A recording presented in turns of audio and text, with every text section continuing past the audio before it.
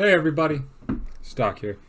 Alright, so I'm doing something new. I'm combining this with my current assignment for school, and it's to explain certain steps in the cycle of operations. I have two weapons. Right now, I'm going to be doing the video on the M16A1 model, very similar to most standard ARs, almost a mirrored version of the cycle of operations. So, we're going to go in. I'm going to go by turning this off, and then with the general cutaway, I'm going to fire a few rounds of this weapon.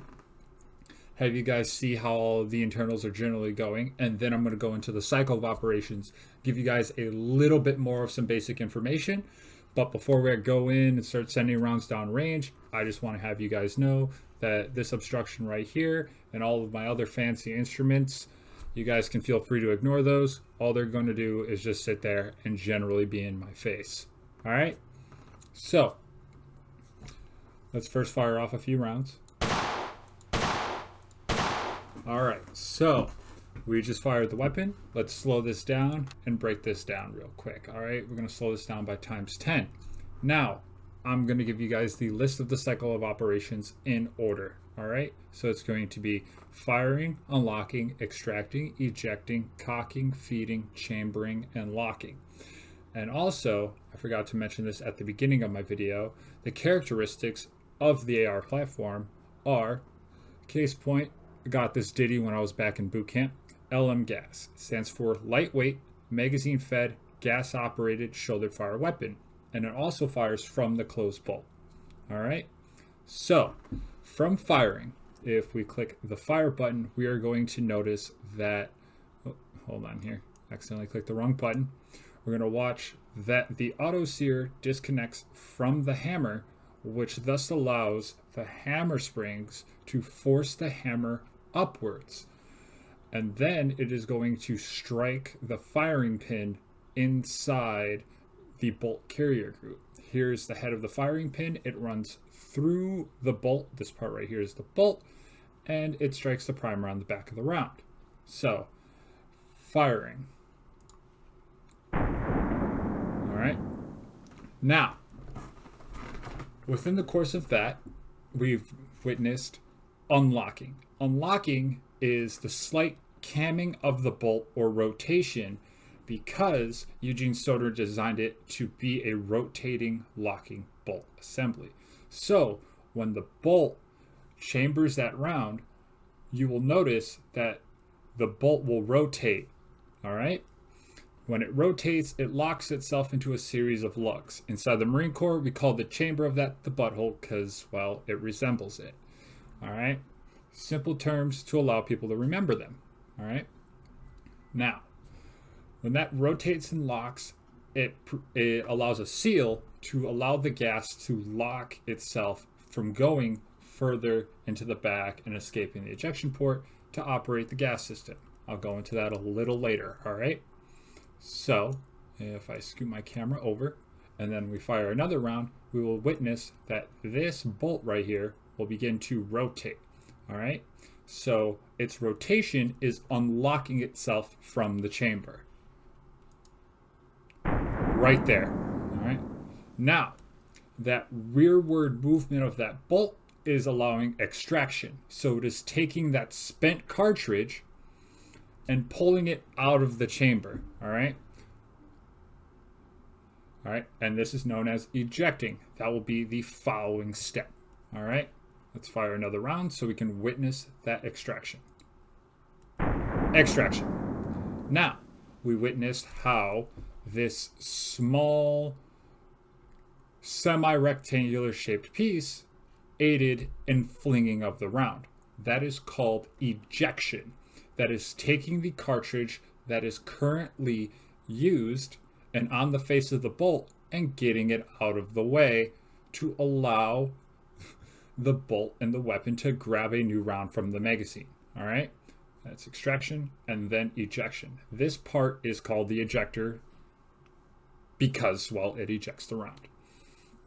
All right, now chambering.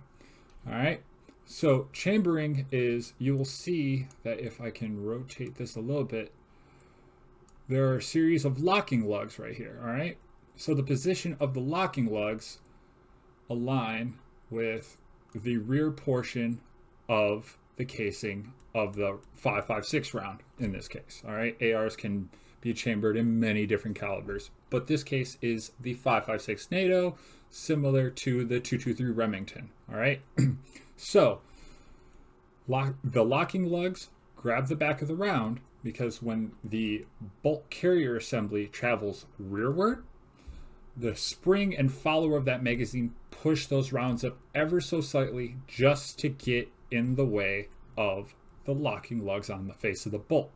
All right, that pushes that round up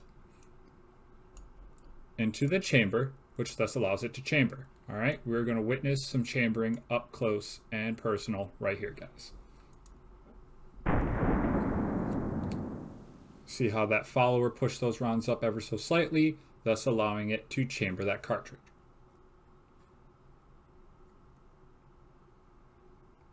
All right. Now, while we travel back here, the shape of the bolt carrier group and how it has a flatter head. If I had a better way to, let's actually go X-ray.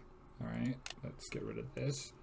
All right, so this general portion right here is known as the bolt carrier assembly. It stages the bolt, the firing pin, the bolt cam pin, the gas key, and the firing pin retaining pin. That little guy's right there. All right, don't ever lose that. Now, when this portion moves back, there is a cutout in the bolt to where you see this piece. This is the hammer. That's what strikes the firing pin. All right, so when the hammer goes forward, it has to have a way to lock back into the auto sear. Well, when that bolt is moving rearwards, it pushes the hammer down, thus locking it, or cocking the weapon to prepare to fire the next round. All right. Now, let me undo this X-ray. Oh, this actually works a little better. All right, let's stick with the X-ray. All right, so we did firing, we did unlocking, firing, unlocking. We did extracting, we did ejecting, we did cocking. Now we are going to do feeding. All right, we kind of previously covered feeding. Now, feeding is the general process that I explained with the locking lugs of the bolt grabbing the rear portion of the cartridge, pushing it forward into the chamber, which allows it to lock onto the face of the bolt, go over the extractor, and allows it to be properly in place and ready for the shooter to fire the next round. Now, next question is, what pushes the bolt to the rear? Well, if we move forward towards the muzzle end of the weapon, we will see that we have this reddish metallic tube. All right, this is the gas tube. When that round goes down the barrel, there is a portion of superheated gas and flame, just a lot of pent-up energy from that explosion from that cartridge. That goes through this little gas port, travels down back towards the bolt,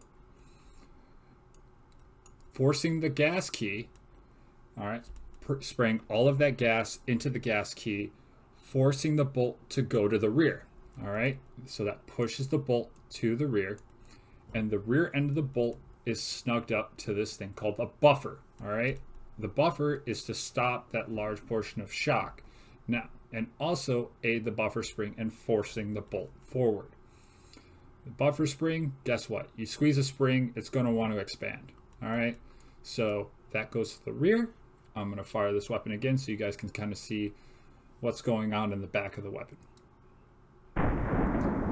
See how the compression of the spring allows the spring to force it forward when enough of that gas escapes through the muzzle of the weapon and through the ejection port from the remaining gas that cannot push the gas key anymore because they're so far apart. Thank you everyone for watching. Hope you guys have a nice day, and goodbye.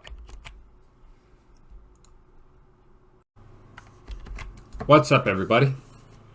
Let's get this done. So we're about to hit up on the cycle of operations. of the mac10. All right. So the mac10 is a magazine-fed, blowback operated, air-cooled select fire submachine gun. All right. It was designed to be a concealable, easy to carry submachine gun, easy to distribute, easy to manufacture. It's literally a box welded to a box with simple parts thrown into it. Now, this lovely thing that weighs like just over 6¼ pounds is a magnificent machine. Now, let's talk about the simplicity here. This weapon fires from the open bolt, which means that the bolt assembly right here, look at this, the bolt fires from the rearward position, opposite from us covering the M16A2 or by default the AR-15 model rifles, which fires from a closed bolt. If you remember, that locking and unlocking portion came before that weapon was able to fire. All right, so anyway, we're going to begin with me just turning off the slow motion, and we're going to click fire so we can generally see how this weapon decides to run on its own. There we go. Pretty fast, right? Now, we're going to slow this bad boy down. All right, I'm going to put it on single shot. I'm waiting for that safety to rotate. My apologies, everyone. Almost there. Almost there. All right, cool. So, the cycle operations for this weapon are firing, chambering, locking, unlocking, extracting, ejecting, and cocking. All right, so by firing, the shooter would be giving that slow, steady squeeze to that trigger assembly. All right. As we see, it drops that down, moves the sear out of the way of when this bolt gets back onto there. If we zoom in a little closer to the sear of the weapon, we will see that there is a cutout on the bolt, which when the bolt travels rearward and the trigger is not being compressed, the sear grabs that bolt and holds it back. All right, it's going to be pretty common for most open bolt weapons to be running off of a sear to retain that bolt. All right, now weapon's fired, it drops that sear, which thus allows the spring and wireframe of that bolt to force itself forward and grabbing that round right here and forcing it into the chamber. All right, so then that's where we get chambering. All right, it begins the chambering process, and then when that round enters that chamber, all right, it locks itself. So let's fire another round. So here we got chambering,